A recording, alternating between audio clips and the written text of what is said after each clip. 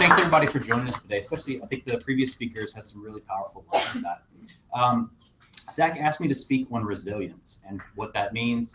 You know, most of my talks are generally about community. If you don't know, I run 757 Makerspace. That's probably my latest venture. If you're not familiar with that, it's a big giant warehouse in the middle of Ghent. I say we're right in the heart of Ghent, and it allows you to come in here and use it like a community workshop and a prototyping center. So if there's anything that you wanted to make and create, you can come here to learn how to do it.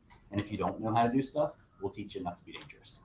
And that's really the premise behind that. So it is a benefit corporation, or what's known as a B Corp. And what's interesting about that is it means that we're not a nonprofit. We are a for-profit organization with a social purpose and a social cause. And for us, our piece is to be able to teach people to design, manufacture, and create things. So ultimately, it's a maker's dream to be able to come in here. And the space really started out, we kind of talk about resilience and really how this applies. So my background is, if you look at sort of where you kind of build yourself up from. So I am a divorced father of 2 boys. My oldest is 11, my youngest is 8. So single. I've had 1 other tech company, technically 2 tech companies, 3 tech companies if you look at it in the past. My background was originally architecture. Anyways, everybody's got different paths to be able to get to where you're at. But no matter what life throws in front of you, you're able to get through that. And so I had this idea for the makerspace, and I kind of took this and I pitched it at Start Norfolk. I can't remember, might have been Start Norfolk 3. No, that was Zombie Tag was 1 and 2. I think we did Zombie Tag at 3, so that was my other company with us. And then, so we go there and we play Zombie Tag still, but I wanted to take this other idea of something that was a little bit bigger. It's one thing, so my previous company, we had, this idea, which was we solved a technical challenge, but we didn't know what the right problem was to find how to make that piece stick. So that's sort of a long-term piece to be able to, make money with that part. So it's a real interesting engine on that side. But, the other piece was, how do we make this, community workshop where people can come in to be able to make and create things? How do you teach people? So I looked at that and solved it. One is with my 2 boys. They're really important to me. Obviously, everybody's kids are important to you, and they do represent our future. When kids go to be able to make and create things, they've got no limitation. So if you give them a set of tools, they're really unlimited. So we look, today they've got cell phones, they've got 3D printer access. There's all these different things around to be able to help them to do that. And, some kids may be financially restricted. They might not have access to that 3D printer immediately. They may be able to go to the local library system or some of the other groups in the area here to be able to use tools like this. A lot of school systems are getting into this. So they'll be around these tools if they're not already. And they can use them in some pretty powerful ways. And when we look at these tools, they can also change people's lives. So we've worked with a group called Enable. We've made 2 hands so far. And if you're not familiar, these are prosthetic hands that you can 3D print, put them right around a child's hand. If they have just a little bit of wrist motion, and generally they have some kind of a birth defect or something happen later where they can bend their hand just a little bit, or at least this part of the muscle. And with a $50 investment in material, they can actually have a working hand. And these are more powerful, better suited for kids, and also upgradable than some of the $100,000 prosthetic arms that are out there. It doesn't have any electronics or any other thing like that. So when you look at terms like that, resiliency really starts to apply itself in different ways. So in my terms, I started this piece, I pitched it on a Friday night, kind of had the idea just before then, and the idea was to show traction. So when I say traction, I'm going to look at Zach about this piece because, Start Norfolk is a really interesting opportunity for people to take and build something. You'll find your next business partners. You'll find other people to lean on during the dark times, during the happy times to be able to work with. And this was another one of those. We've been with Start Norfolk since the very first one. And so I pitched this. We made it through Friday night, continued on, showed traction, went out, secured a building, secured all this stuff, and got everything ready for launch. We didn't win. We got no financial capital. So come Monday, we're ready to go. And, there's still this much money in the pocket, right? It's zero sitting inside of here. So you have to figure out now how you're going to fund something like this idea. And a lot of times, for some people, that might be your stopping point if you even took that first step. So really that first step in resiliency is the most important part, just take it. And the same thing goes, I'll kind of go back and forth a little bit, but when people are actually making and creating at the makerspace, they'll come in and there's a lot of stuff in here to kind of take in. It's like a 6,500 square foot warehouse. So when you walk in, there's everything from laser cutters to 3D printers to CNC machines to a full wood shop, metal shop, t-shirt machines, kilns, all this kind of stuff inside of here. And it can be a little daunting if you've never worked with this stuff. And so what we say is, take it one bite at a time, figure out a project or something you want to work on, make it bite-sized, kind of like eating the elephant. You don't have to know everything or be a specialist in all of this, but learn just what you need, and you'll learn a few more skills. And I'll tell a few stories of people that have done that through here. But backing up, so that first week, I had one other friend and a partner, another piece, my friend Trevor. And so, Trevor comes to the makerspace and he's helping me get this piece up and running. So for 5 days, all we did was clean this big giant warehouse. So you take that leap of faith that says, you know what, I'm going to go ahead and pay this piece. I've got no outside capital that I'm taking in. I'm not looking for investors. I'm just going to make it happen. So we secured the building first. It sat vacant for 10 years. So it was really nice and dirty. And it literally took me and Trevor 5 days, 8 to 12-hour days just to do that. And if you look back at early pictures, it's nothing but bare bones floor. We finally got a chance to go in and paint some areas inside of here for the floor. Did a little bit of build out, and all of this was bootstrapped the whole way. So we believe in the concept of agile development. And if you know what that is in the software world, that means that you've got a design sprint you're going through. Instead of waiting a year in software development, you're trying to get this out there as quick as you can to let people see it, get feedback, and make improvements and make it better. And so we believe in the physical embodiment of that. And so the makerspace has done that. Every 2 weeks we get a design sprint. The space gets better. So if you were there last month and you didn't like it, come back this month. It's better. If you don't like it, then come back another month. We've gone through 2 design sprints during those times. So the other interesting thing is we want people to see this. So we do this thing called open build night. So it's the first Friday of each month. They get a chance to kind of come and see. It's our way to kind of have an open house. People share stuff, and it's sort of like show and tell, right? So people bring things in, they share it, they show it. And the other thing for us is, or the piece that helps me get through that resiliency part, is to hear people go, oh, you've got this now. Oh, here's what I can do. And so kind of that physical reaction I get when they keep saying, space gets better, this is now better, these areas have improved. Sometimes it's a physical change, it's equipment additions, or layouts, or just different things that we do to that. So lots of different ways that you can hit that, but it's that getting past the first step. So for me, it was that leap of faith that says, I'll make that piece happen. We'll figure out how to fund all this later on. And so you have to have at least a decent idea. This one, I didn't do a huge business plan or anything like that. So when everybody says, you got to have business plans and you got to spend 5 years pitching that business plan, I didn't do that. I just believed in this idea enough that I wanted to make it. It's something that I needed. It's something that my friends needed. It's something that the community needed, and something that kids need. I would say college kids need this as well. We got a lot of ODU students and some other local colleges. And more importantly is, adults need this to be able to help jumpstart a business. So I don't believe in free handouts or things like that to give to people, but if they can pay a small fee, just like a gym membership, we say it's a gym membership for your brain, and now you get access to things that you can prototype and build your business with. So when it first started out, I took every single tool that I had. So after week 1, we've got, all the floors are swept where you can now walk inside of here. And I took every tool that I had from my home workshop. So you can imagine in a 6,500 square foot warehouse that used to fit inside of an 8 foot by 10 foot shed, how much tools were really inside of here. So, and the space has grown out. For some of you, and there's a lot of people who've been by there, kind of seen what's grown in the last 19 months as we've been open with that. And so things just continue to get better. You really have to believe in that stuff. So as far as resiliency, everybody gets knocked down. I've got really bad days, and I'll tell you, not this past winter, but that first winter. So we opened in September, and things were pretty good. We had a couple people join. The first people are always your friends and your family. So Steve, one of my partners, was the very first member. He wants me to make sure I tell everybody that, and so he continues that. And there's a few more. Steve. Yeah, I think Steve Wolverine, Steve. And so kind of continuing on. So we went pretty well in that first winter, and in a big giant warehouse with one of our coldest winters that we've had yet. Things get pretty cold pretty quick. And so it's hard to entice people to come in this big, giant open warehouse with very few tools and, one heated room that everybody kind of gathers inside of. And so things got pretty thin. We got pretty creative with ways. We started doing a few more outside projects to be able to fund that piece. I'd say one other way was just kind of involving people from the community. There's a lot of people that were looking for meeting space, creative locations, just to be creative. When you walk in here, this building used to be the design center for architecture, and so if you're kind of looking at the way this is put together, it's very appealing.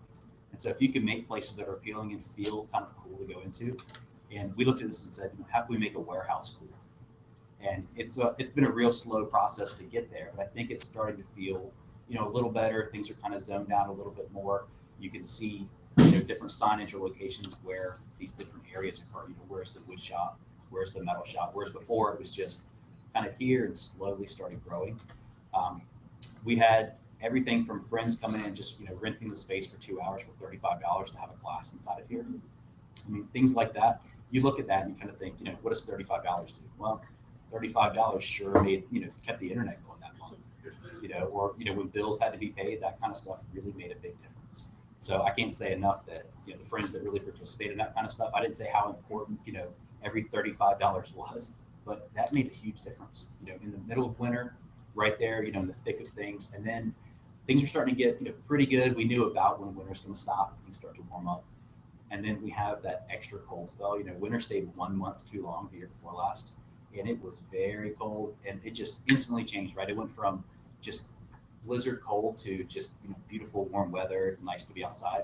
And that was a real thin month. So it's kind of looking at that going, all right, we're starting to run out of runway here. How are we going to make this piece happen?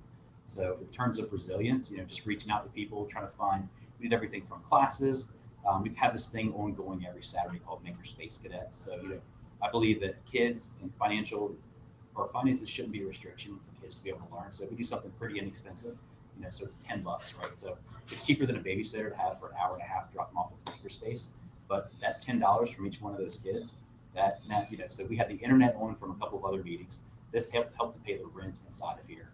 And, we made a difference inside the community. So that first year we did 50 kids classes within a year to be able to do that. So there's 2 weeks that we didn't do it. Then we started branching out to more adult classes and other pieces.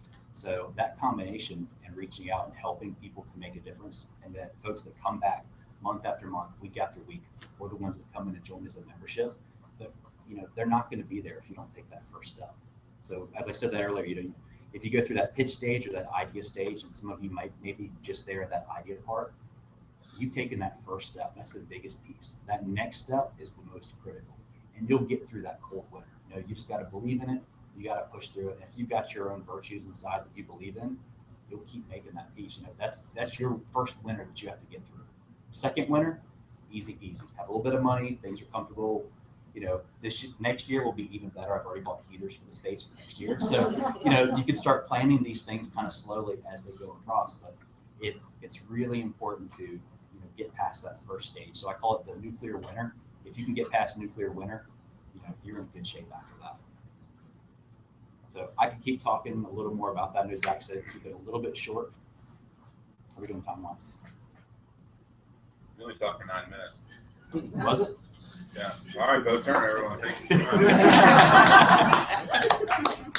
All right. Any questions anybody has? Oh, no questions. Sorry, Beau. Chuck. So you mentioned that you did have the slow period. Yeah.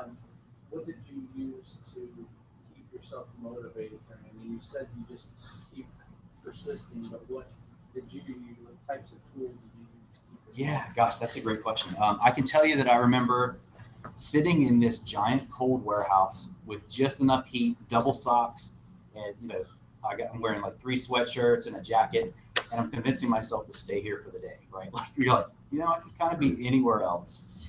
Is anybody going to come in today? And it's a pretty dark day when you're not sure if anybody's going to show up. Some people have paid memberships, right? So there's at least that little bit of money that is out there, but that's not going to pay for the entire year for this kind of stuff. You have to find ways to be creative. So for me, it was picking something new, and that's also one of the ways that kind of helps me to grow as a person creatively. So I've learned everything from mold making to blacksmithing. So I pick a different topic that I've never learned. And like the speaker before me, kind of mentioned just YouTube. So, I watched the heck out of a lot of YouTubes during that time. Since we could afford the internet, YouTube was still streaming here. So we were able to watch this kind of stuff, get a little bit of inspiration. Everybody's inspired by something. If you want to learn how to do calligraphy, this week it's calligraphy. If you want to learn how to do, mold making and casting and duplicating parts, hey, YouTube's great, Instructables are great, and nothing's better than doing that and then actively putting your hands into it to say, how does this really work to get that experience? So there was an awful lot of that, and it was everything from, 1 week. I remember 3 days that Trevor's like, you know what? Origami is really cool. And so there's me and Trevor locked in a room, or not locked in a room. We're in one room that has a little bit of heat. And he goes, let's learn origami. So we sit down and learn origami for the week. We teach a kids class on origami. We teach an adults class on origami. You know, we start this on Tuesday. By Saturday, we're experts in this. So we just kept doing this. And so it went from there. I can tell you this year it was blacksmithing. You know, so I've always watched these videos. And last year I took a trip, or year before last, I took a trip with Joe Fournier. We went up to Pennsylvania and did an artist retreat. So, you know, 4 hours I got to be a blacksmith. So I've got 4 hours of experience. You know, it's 4 hours of experience more than this person has. So I could actively speak to hitting it. So we decided we want to do that part, met up. You know, sometimes happenstance when you're looking for things like that, someone will walk in the door and it's going to be, you know, this person that has that knowledge. For us, it was this guy, Nathan. So Nathan walks in, he's Nathan Blacksmith. And he goes, hey, you know, I came to this event, you know, and I happen to be a blacksmith. I'm like, we were just talking about blacksmithing. And he goes, oh, what a coincidence. I just brought all of my gear. And so he's got in the back of his truck, and it's during one of the open build nights, just an hour before. He goes, do you mind if I set up? Come on in. So we open up the back. Nathan comes in, you know, he sets up that night, and this is awesome. Let's do a class together. He goes, I'd love to teach a class. And it just worked out from there. So there's a lot of situations where you meet other people, and I'm never going to be an expert in this. So my job or my role is as a facilitator. So I like community. I like building people up, and I like helping them to take an idea, and if there's a challenge, solving that challenge. That's the part that kind of keeps me going, is that challenge on the creative side. So it could be that someone gets, you know, they need to mass produce 1,000, you know, widgets or something. Like I just had a conversation with Chris McHugh over here. You know, Chris is talking about he needs to make this part. Here's the process he's going through now. You know, we back and forth with the experience that I've got or experience that other people have brought to the space. I'm now able to connect him to a few more people or a few other options that may be even cheaper or ultimately more efficient in time, reduced time to market for him as opposed to what he's doing now. And so he can do all this locally. So I think that's the long-winded way to answer your question. Yes. So cadets was not something that you introduced early on, but it's something that you guys are doing. How did you come up with the idea of cadets, and can you kind of explain what cadets is? Yeah, so the Makerspace Cadets is something that was actually one of our very first classes. I was just looking at classes the other day, cataloged every single thing that we've ever done this week, and so now I've got this giant document. But we've done Makerspace Cadets, and the reason that came about is Trevor and I were, you know, sitting down going, all right, you know, we're going to launch on this date. Here's what we want to do as precursors to start bringing in revenue. And Trevor goes, you know, it'd be funny. Let's call these kids Space Cadets. And so we realized that calling kids Makerspace Cadets was a way that we could get that and turn it into a positive. And it was just Trevor's way to secretly laugh every single time we sent out a class.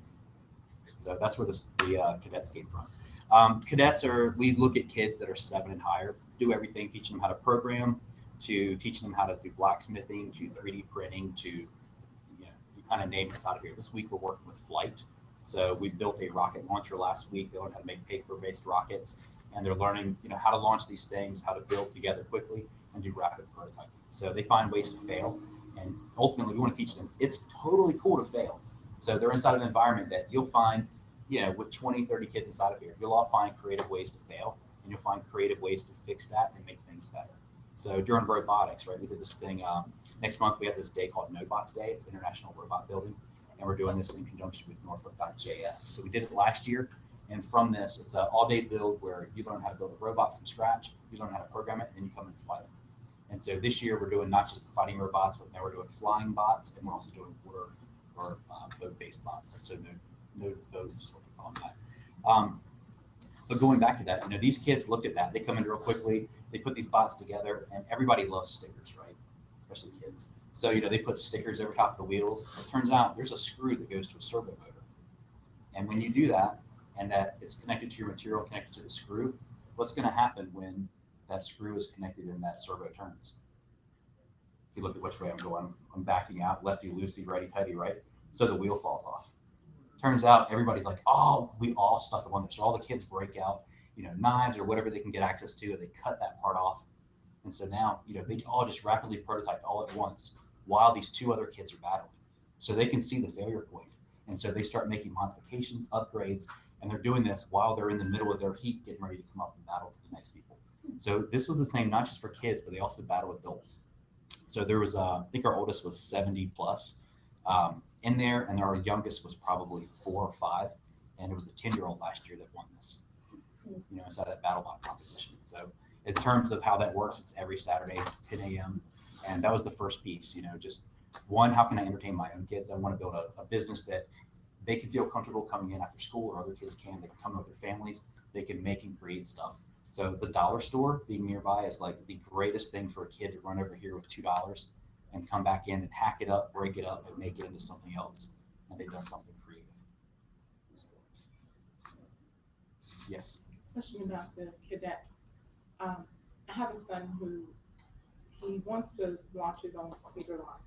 So he has like a million drawings of all his sneakers that he's created. Yeah. He now wants to create a prototype.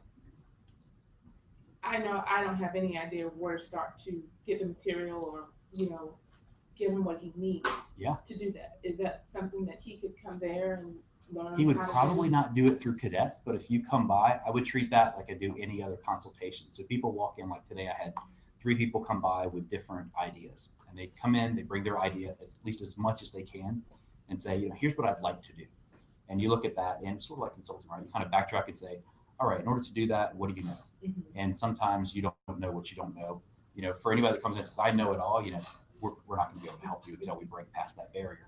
But most people have already been broken down to say, hey, look, I've got this idea. I just want to, make that part, and we'll figure out what it is. We'll add some classes inside of here, and those classes also become your support network. So we'll add other people to that. So the best thing we can do is, rather than be a one single teacher to one single person, is to involve other people in that class. And now, 2 months later, you can say, hey, Bill, what was this one thing that we did? Remember, we did something. So you've got this other network, and they may end up being your next business partners for things. So I would probably incorporate that. Sam Weatherly's going to be up here in a little bit. He's got this awesome 3D printer. One of his 3D printers has an extension that can do up to a size 9 shoe. So that might be another way to be able to tie in with that. So he's also done some work with that. So ultimately, I pull from, when I get to know you and I find out you've got a skill, I'm going to incorporate you somehow into this, because it is a community. It's a way to give back, but it's also a way for you to get that out of your head and to be able to grow yourself. I'm a size 12, Sam. Yet. Always say yet. Yeah. So, Jen, I think you got a question. Yeah.